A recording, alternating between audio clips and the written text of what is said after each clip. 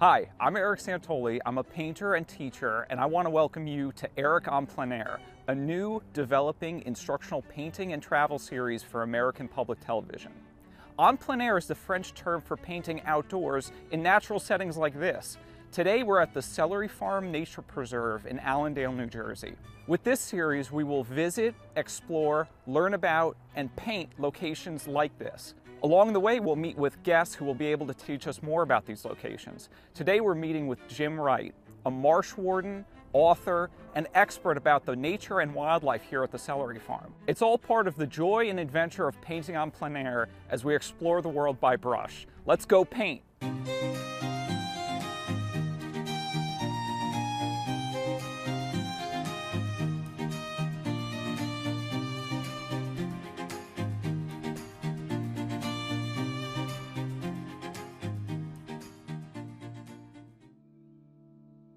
Okay, we're here with Jim Wright, a marsh warden, author, journalist, and really an expert about this area, nature, and wildlife. Jim, thank you so much for being here. My pleasure.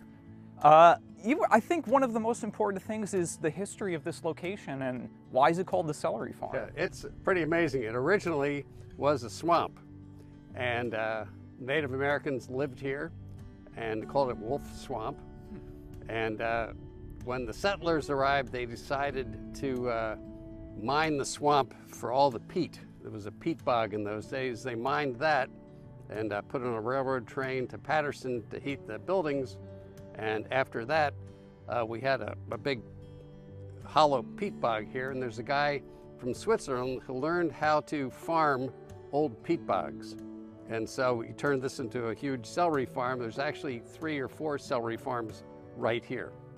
And then later on, after the farms went bust, the town bought the place, stopped the water from being pumped out of the bog, and the lake appeared, and the Celery Farm natural area was formed. Wow, yeah, that's very interesting. And what is the name of this lake?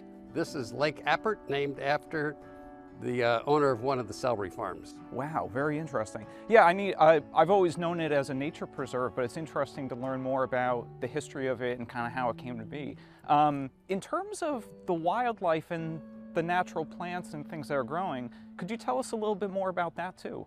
Well, one of the great things about the lake is it also has a lot of fish in it. We get all kinds of osprey and herons. We got egrets out there, right? Yeah. And mink love the fish as well, and that attracts all kinds of birds.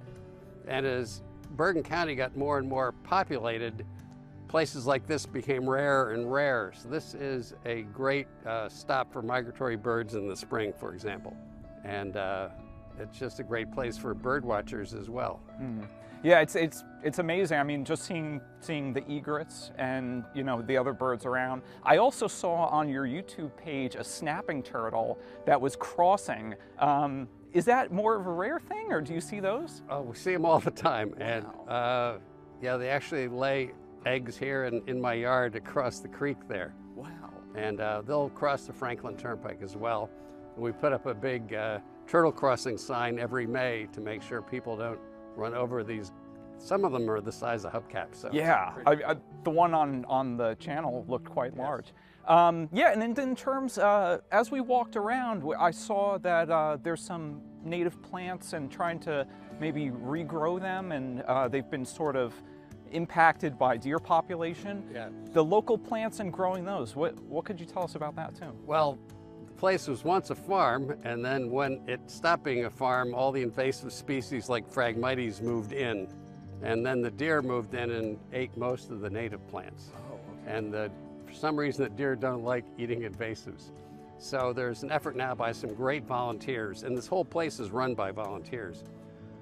Volunteers are now repopulating the plant life with native plants. It's really quite an achievement and quite an endeavor. Wow. Yeah, it's really interesting. I mean, just thinking about the history of a place like this and then carrying it forwards to future generations. As you said, native areas or natural areas are sort of harder to come by. Yeah. What can you tell us maybe about preserving places like this? What's important to know as a town or as a society? What should we know about? Just that these places are incredibly valuable, and as we get more and more populated, these places get more and more crowded.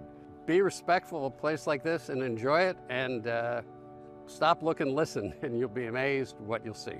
Thank you, Jim. Thank you for your time.